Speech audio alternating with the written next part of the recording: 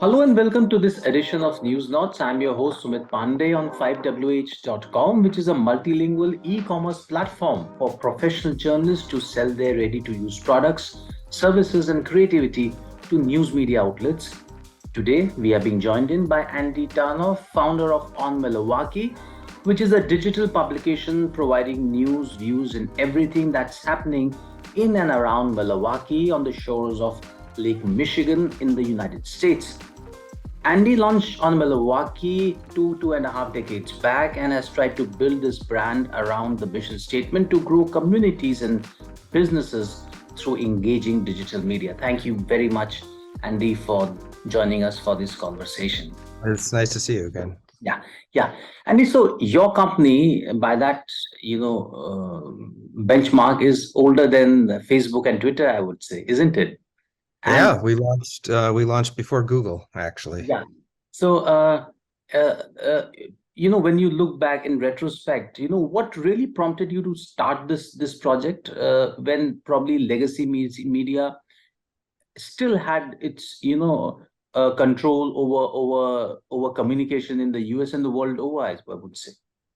I think it was kind of the first wave of that dot-com boom when we were seeing companies launching all sorts of crazy stuff.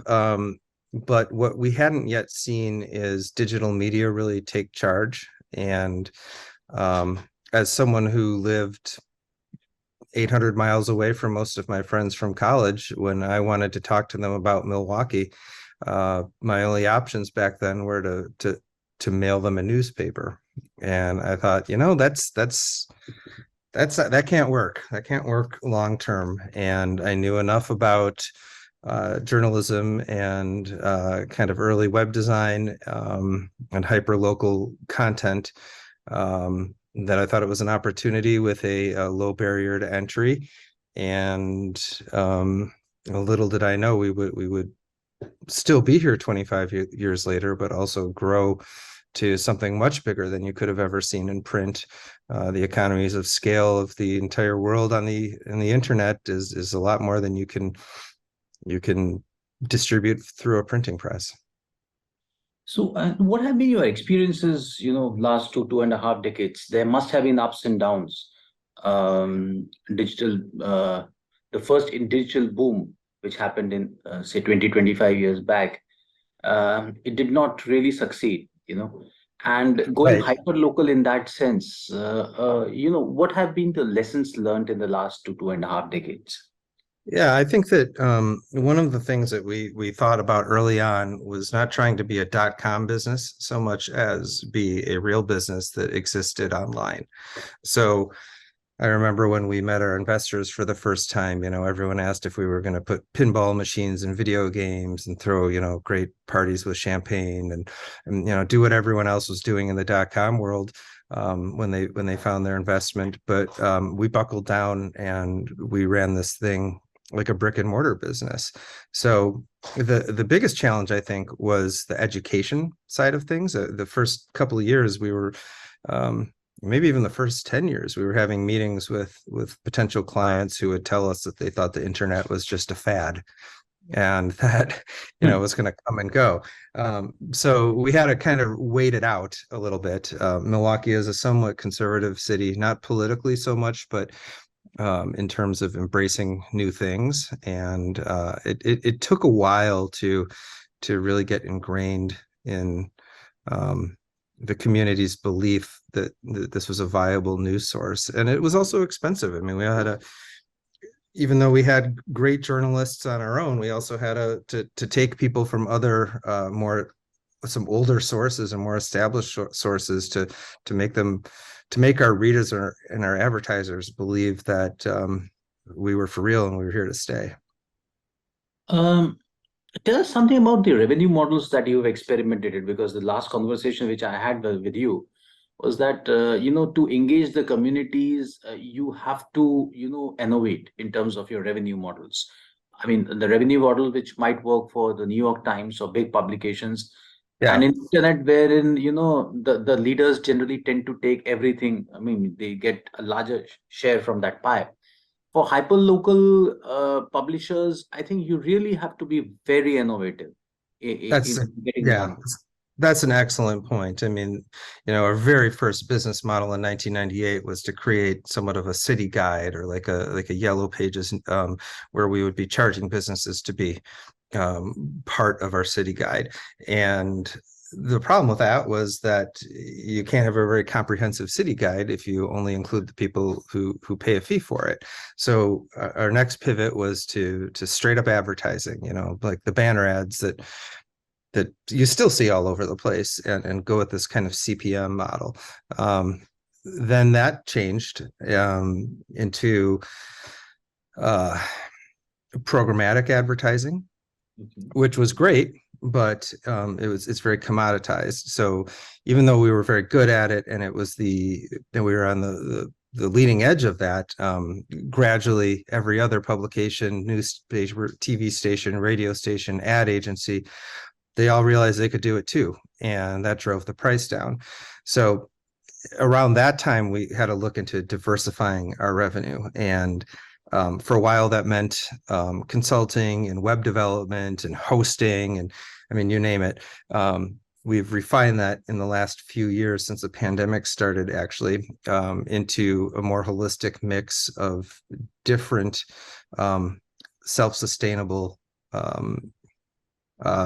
things that we can monetize, whether it be from a membership system to events that we put on, to still plenty of advertising, but more influencer-based advertising and more sponsorship that's less tied into a click-through rate and page impressions, to e-commerce, to app development. The whole hope being that we would, as one rises and another falls, we'll be able to weather those storms as a small independent a business, because we're not part of a network. We're not part of a national company with a portfolio of dozens and dozens of sites, and we can't always just rely on page views to drive our revenue. And I think that's the mistake that a lot of other publishers have made. They thought the answer was building traffic, and it actually has very little to do with it. It's more about engagement. For instance, I mean, I remember you speaking about this campaign that you had, the event-based campaign with the Miller beer, which is, Mhm. Yeah. yeah, I mean, it's one of the very popular brands of Milwaukee. So tell us something about that, especially it's important for small publishers the world over, as they've Yeah, got so this revenue. so I mean, that's a really interesting one, because that's a big company in the Midwest, and they have all the brand awareness they need. So they don't need banner ads. Everybody in Milwaukee already knows what Miller is, but what they want to do is they want to associate themselves with engaged people from Milwaukee. And they want to piggyback onto our social media. They want to piggyback onto our personalities. So in that case, we did a campaign called "Have a Miller on Us," and we would take some of our writers and personalities and send them to bars with, and just hand out a beer at happy hour. And that was something that they weren't going to get from the daily newspaper. They weren't going to get from a radio station. We've branded our writers as personalities and Milwaukee experts, and that was something that really resonated with them. And it's hard to put a price tag on that. What does that mean? That's not a CPM type of ad sale. But for a company that has a gigantic advertising budget, that's the way we're going to stand out and differentiate ourselves. Uh, and we will tie in regular traditional advertising with them, because everybody still wants analytics and everyone still wants measurability. But the really forward thinking companies are the ones who understand that we can do stuff that's outside the rate card, is what we like to say, outside the squares and rectangles of traditional advertising. And that's what anyone who asks and anyone who doesn't ask, I say, if you're going to survive in this industry, you have to get creative, and you have to think of other ways to monetize your content, because it's just not going to come from the ads that it used to. Uh, Tell us something about the way you deal with your content, in the sense that you are a very hyper local publication. But suppose if there is an important political event happening, say in the capital, in Washington, D.C., Uh, Mhm. how do you juxtapose the two? Because I mean, you ought to carry that also, and also the hyperlocal content. So, what are the Yeah. sort of editorial guidelines that you follow? Well, I mean, first of all, we follow the rules of great journalism that I've learned my whole career. So um, we do call ourselves a lifestyle and entertainment magazine or publication, but that's still news. I think that the political stuff in the United States is so unbelievably polarizing that there's almost no way to not make half of your traffic Hmm. hate you. And I don't need that right now. So if we do something political, or if we do something very serious, we try to look at it in a deeper sort of way where we're it's more of analysis than short form breaking news, because we also know our limitations, and we have a staff of 20 people and we have 6 full-time writers, and we're not going to be able to cover an election the way the New York Times or the Washington Post can. So why do it if we're not going to do it very well? So I do think that there is a kind of a matrix between quality and quantity, and what people want to read and what they should read. And that's, that's not, when I worked in newspapers and when I worked in news, that wasn't really the way people thought. I mean, they thought, if it's happening, we got to put it out there. If there's a snowstorm, we got to talk about it. If the football team wins, we got to talk about it. And my approach on that is, why would they come to us? Why is someone going to come to us about, um, a national issue, unless we can localize it and we can bring some of our own perspective to it? Okay. So, uh, what do you think is the road ahead for the digital media, especially small publications from here onwards? When Yeah, a lot of them are facing challenges. The legacy media too. Two of the oldest publications in Milwaukee, the Journal and the Sentinel, have seen job cuts over the for last sure. 2.5 years. Uh, I would want to know, get your a perspective from you on both, the future of local, hyperlocal journalism, and also journalists per se, who are working with these publications. Yeah. I don't, if I knew the answer to that, I would tell you. But I at least in the United States, independent media is challenging because you don't have the resources of a bureau, you don't have the resources of centralized technology. So there aren't a lot of examples of onmilwaukee.coms elsewhere. That's good for us because it means we can be as agile as we want to. We can come up with an idea and execute it right away. So short of saying teaming up and joining other groups and expanding vertically and horizontally, which has always been our goal, and we hope that happens someday. I think it's focusing on what you're really good at and thinking of ways to lead with quality, but also make sure that it's monetizable.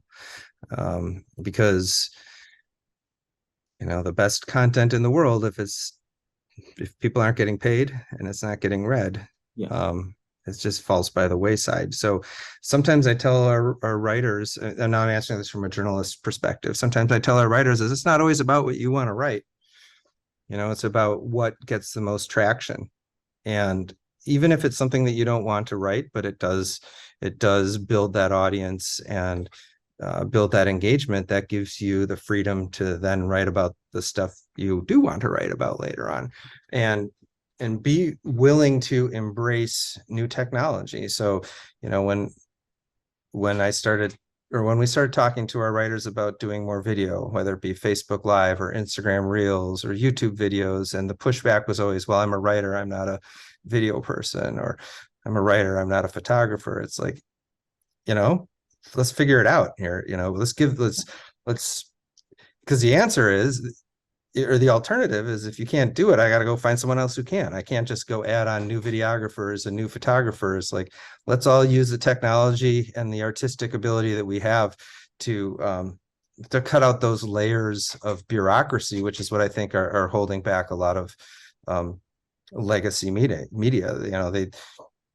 I have a friend who's a great photographer and he works at the newspaper, but his job is to run around and take pictures for the reporters. And I'm sure his stuff is going to be better than anything the reporters could do, but that's a big chunk of salary. And you know, the best phone's the one in your pocket, or the best camera is the one in your pocket. So I think journalists and media salespeople and publishers need to be flexible about how we can do more with less. Yeah. Lastly, do you see increasingly journalists per se moving out of the newsrooms, structured newsrooms, and creating content independently in the future? That's how you see the trajectory happen as far as as journalism is concerned and reportage is concerned. Like creating their own Yeah, in the publication, sense that basically. working more as freelance journalists because Yeah. the newsrooms are shrinking. Yeah, if you can find a way to monetize it, I say that go for it. But that's hard. I mean, there's the infrastructure of having a job is what provides you with the stability and the security to live your life. So it's one thing to have a Patreon page. It's one thing to be on Twitter as as Twitter Blue and people be able to subscribe to it. But that's hard, So I think that the way I look at it is our newsroom is a little untraditional because we don't require people to sit in cubicles and come in their offices. We give them flexibility. We let them pitch their own stories because we trust them, and they've been with us for a long time. So I do think there's always going to be value in news and good news. And I don't think good journalism is going away. Doing these one-off things are hard because you have to have the platform, and unless you're there's a guy on Twitter, Aaron Rupar, who's got 3 million followers and he just does his own thing, and when you have those kind of numbers you can monetize it. But if you're you or me, you're largely shouting into the void if you don't have a parent publication behind you. You said you had 5 or 6 writers, but do you also engage freelance writers? We do but we treat them more as a luxury than anything else. If it's something that we can't do ourselves, or if it's someone that can bring something to the table, we will round that out with freelancers. But it's not really a quantity thing. I mean, we have more content with those people, the people we have, than we know what to do with. It's if someone comes to us with a pitch or a very specific content niche that's outside of our expertise, we'll take a look at it. But if I have to scale back, I'm going to scale back on the freelancers before I'm going to scale back on the salaried people. So it kind of ebbs and flows depending on how our sales are going. Thank you very much, Andy, for speaking to us. Pleasure speaking to you. It was a pleasure talking to you too.